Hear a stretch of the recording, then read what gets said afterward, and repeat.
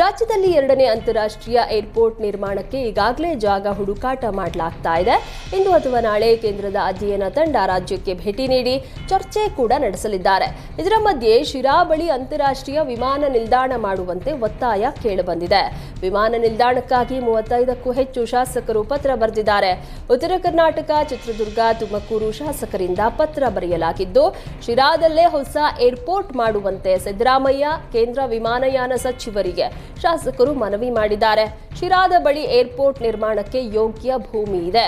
ಬೆಂಗಳೂರು, ಉತ್ತರ ಕರ್ನಾಟಕದ ಮಧ್ಯಭಾಗದಲ್ಲಿ ಹೆಚ್ಚು ಅನುಕೂಲ ಆಗಲಿದೆ ಅಂತ ತುಮಕೂರಿನಲ್ಲಿ ದೆಹಲಿ ವಿಶೇಷ ಪ್ರತಿನಿಧಿ ಟಿಬಿ ಜಯಚಂದ್ರ ಹೇಳಿದರು. ಯಾದಗಿರಿಯಲ್ಲಿ ಬಿರುಗಾಳಿ ಮಳೆಯ ಆರ್ಭಟಕ್ಕೆ ಜನರು ಕಂಗಾಲಾಗಿದ್ದಾರೆ. ಸುರಪುರದ ಜಾಲಿಬೆಂಚಿ ಇಡೀ ಗ್ರಾಮಕ್ಕೆ ಕರೆಂಟ್ ಶಾಕ್ ಹೊಡೆದಿದೆ.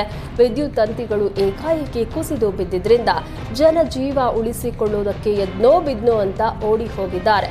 ಸ್ವಲ್ಪದರಲ್ಲೇ ಪ್ರಾಣಾಪಾಯದಿಂದ ಇಡೀ ಊರಿನವರು ಪಾರಾದ್ರೆ ಒಂದು ಕ್ಷಣ ಮನೆಯಲ್ಲಿದ್ದ ಜನರ ಜೀವ ಜಲ್ಲೆಂದಿದೆ.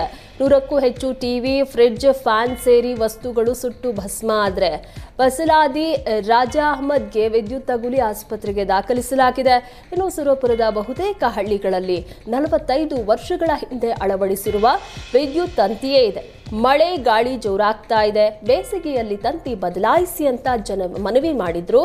ಜೆಸ್ಕಾಂ ಅಧಿಕಾರಿಗಳು ಕ್ಯಾರೆ ಅಂತಿಲ್ಲ ಅಂತ ಗ್ರಾಮಸ್ಥರು ಆಕ್ರೋಶವನ್ನ ಹೊರಹಾಕಿದ್ದಾರೆ.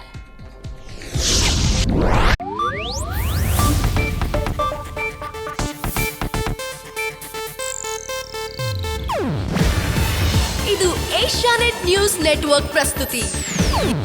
ನೀವು ನೋಡ್ತಿದ್ದೀರಾ ಏಷ್ಯಾನೆಟ್ ಸುವರ್ಣ ನ್ಯೂಸ್.